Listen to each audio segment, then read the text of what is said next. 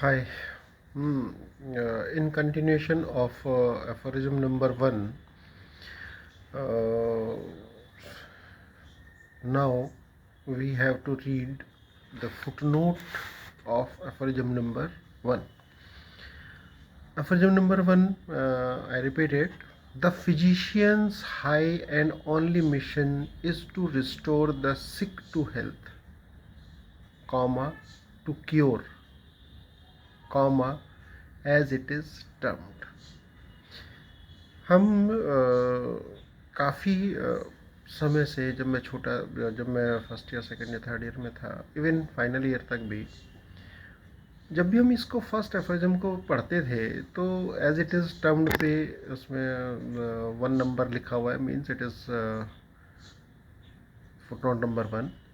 तो हम ये सोचते थे कि जब इसको पढ़ते थे कि the physicians high and only mission is to restore to sick to health to cure at is term, जैसे कि ये टर्म्ड क्योर के लिए लिखा हो कि क्योर कैसे होता है।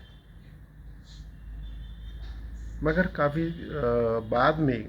काफ़ी बाद ये बात समझ में आई कि एज इट इज़ टर्म्ड ये क्योर के लिए नहीं, ये फिजिशियंस के लिए लिखा है। फिजिशियन का जो हाई एंड ओनली मिशन है वो क्या है, ये उसके लिए लिखा है, उसके बारे में लिखा है। देखिए, आइए पढ़ते हैं और समझते हैं। तो यहाँ शुरू करते हैं। हिज मिशन इज़ नॉट, ये जो फर्स्ट फुटनोट है इसके बारे में लिखते हैं। हिज मिशन इज़ नॉट, मतलब यहाँ फिजिशियन के बारे में, फिजिशियन के मिशन के बारे में बता रहे हैं। क्या इसका मिशन ये नहीं है, हाउएवर, तथापि, to construct so called system, ऐसा सिस्टम बनाना, बाय इंटरव्यूइंग एम्प्टी स्पेकुलेशन, हम अनुमानित चीज़ों को, मनगढ़ंत चीज़ों को या स्पेकुलेशन वाली चीज़ों को इंटरवीन करके, बुन के और हाइपोथेसिस बना के बनाए, किसके लिए? Concerning the internal essential nature of vital processes and mode, अंदर क्या चल रहे हैं, इंटरनल वाइटल प्रोसेस क्या चल रहे हैं, क्या करना है तुम्हारे साथ, अंदर ये चल रहा है, ये ऐसे काम कर रहा है, वो ऐसे कर रहा है, ये कर रहा है, इसको हमें कुछ हाइपोथेसिस बना के नहीं कुछ कंस्ट्रक्ट करना है। And mode of which disease originate in individual interior man, और ये बीमारी तुम्हारे अंदर कैसे पैदा हुई, बीमारी इंटीरियर ऑफ मैन में ये बीमारी कैसे पैदा हुई, इन सब पे हमें कोई हाइपोथेटिकल, कोई इंटरव्यूइंग एम्प्टी स्पेकुलेशंस नहीं बनाने हैं। ब्रैकेट में ये लिखते हैं, whereon so many physicians have हिथएटो ambitiously wasted their talent and their time. Hahnemann साहब बोल रहे हैं कि जबकि बहुत सारे फिजिशियन इसी बात पे वो अपना समय और अपना टैलेंट खराब करते हैं। ठीक है, तो पहली बात हो गई कि हमें कोई भी ऐसी स्पेकुलेशन, सो कॉल्ड सिस्टम कंस्ट्रक्ट नहीं करना कि ये सिस्टम में तुम्हारी बीमारी कैसे आई, कैसे बनी, कैसे हुई और इसका क्या मोड है, हमें इस पचड़े में नहीं पड़ना है। दूसरी बात कह रहे हैं हनीमैन साहब, nor is to attempt to give countless explanation, और हमें इसके बारे में काउंटलेस एक्सप्लेनेशन मतलब उसके बारे में बताना, व्याख्या करना, कैसे? Regarding the phenomena in disease and their proximate cause, जो डिजीज़ का फिनोमिना है, what is the phenomena of disease, कैसे हुई, कैसे पैदा होती है, इसका क्या कारण है, और क्या क्या क्या प्रॉक्सिमेट एडजेसेंट, तुरंत वाला कारण क्या है। ब्रैकेट में देखो कितनी बड़ी बात लिखते हैं, which must ever remain concealed, जो कि हमेशा कंसील्ड होना चाहिए, छुपा रहना चाहिए। ये बात समझने की है, ये आई ओपनर है। हम लोग शायद इस बात को ये पहली बार नहीं पढ़ रहे हैं अफरिज्म, मगर ये बात इस तरह से अभी समझ में आनी शुरू हुई है कि भाई हमको इस पचड़े में, इस स्पेकुलेशन में, इस कंस्ट्रक्शन में नहीं पड़ना कि ये बीमारी कैसे बनी और कैसे, इसका क्या क्या कारण हैं, कैसे हैं। रेप्ड इन अनइंटेलिजिबल वर्ड्स, पेशेंट के सामने अनइंटेलिजिबल, जो उसको जो अनइंटेलिजिबल वर्ड्स मतलब जो जो अच्छे ना हो, जो समझने के लिए ना हो, जो जिनका कुछ मतलब ना हो।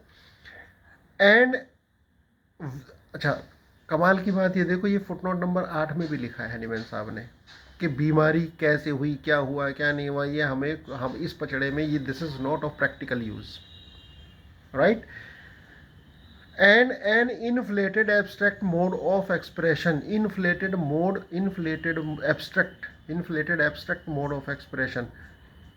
कोई भी हमें ऐसा ऐसा कुछ बैलून नहीं बनाना पेशेंट के सामने, कोई भी बैलून ऐसा नहीं बनाना कि वो उसको समझ में ना आए, उसको हम ऐसे एक्सप्रेशन में उसको एक्सप्लेन करें which should sound very learned, जो कि उसे ऐसा लगे कि यार ये तो बहुत बड़ी बात है और ये तो मेरी तो समझ के बाहर है, मेरा तो दिमाग छोटा है इसके लिए।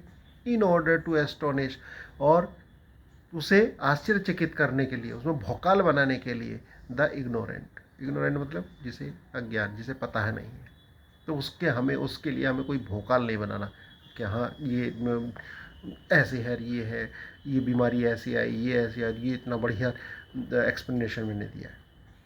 इससे बचना चाहिए। कितनी सुंदर बात हनीमैन साहब ने कही है, हमें ये बार बार बार बार रिमाइंड करनी चाहिए, जिसको शायद हम अभी तक नहीं कर रहे थे।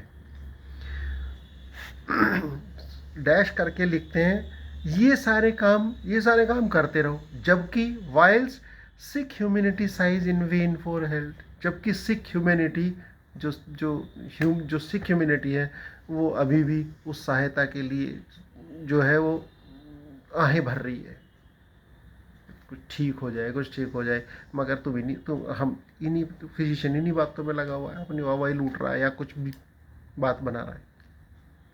ठीक है, अब अगली लाइन में हैनीमैन साहब ने वार्न किया है, अगली सेट ने वार्न किया है, क्योंकि ये जो सब ड्रामे, ये जो सब आज तक होते आए हैं, हैनीमैन साहब के ज़माने तक होते आए हैं, ओल्ड स्कूल जो थेरेपेटिक्स है, जो सब भोकाल बनाते हैं, ये करते हैं, ये मैंने ये कर दिया, मैंने ये कर दिया, ये इस तरह का है।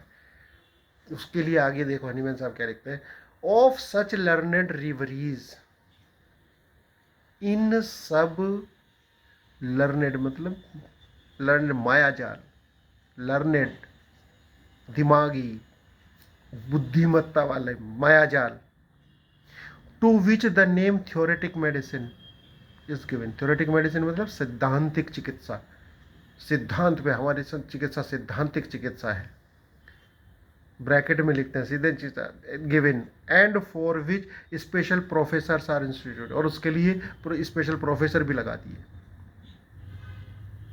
स्पेशल प्रोफेसर भी लगा दिए। ब्रैकेट में लिखते हैं, ब्रैकेट बंद करके लिखते हैं, इतनी बड़ी बात लिखते हैं, we have had quite enough of such learned reveries, ये सब माया जाल, all we have had quite enough, भाई अब बहुत हो गया, हमारे पास बहुत आ गई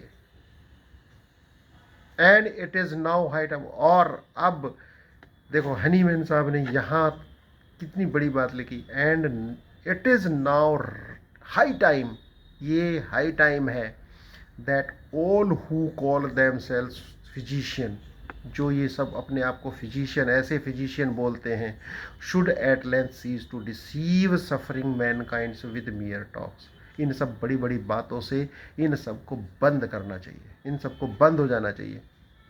एंड बिगिन नाउ, और अब शुरुआत होनी चाहिए, और अब शुरुआत होनी चाहिए, कैसी? Instead for once to act, खाली बातों से नहीं, इस बात को करके दिखाना चाहिए।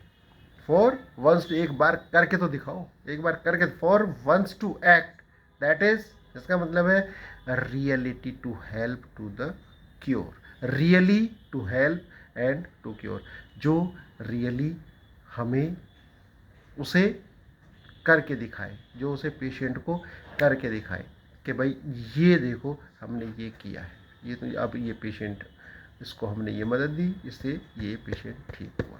तो इन ये पेशेंट के लिए, उस फिजिशियंस के लिए हनीमैन साहब ने हिदायतें दी हैं कि भाई तुम्हें ये करना है, राइट। तो ये एफोरिज्म आज मैंने भी आप लोगों के साथ में कुछ नए तरीके से समझा, और ठीक है, थैंक यू। फिर मिलते हैं अगले एफोरिज्म के साथ, बाय।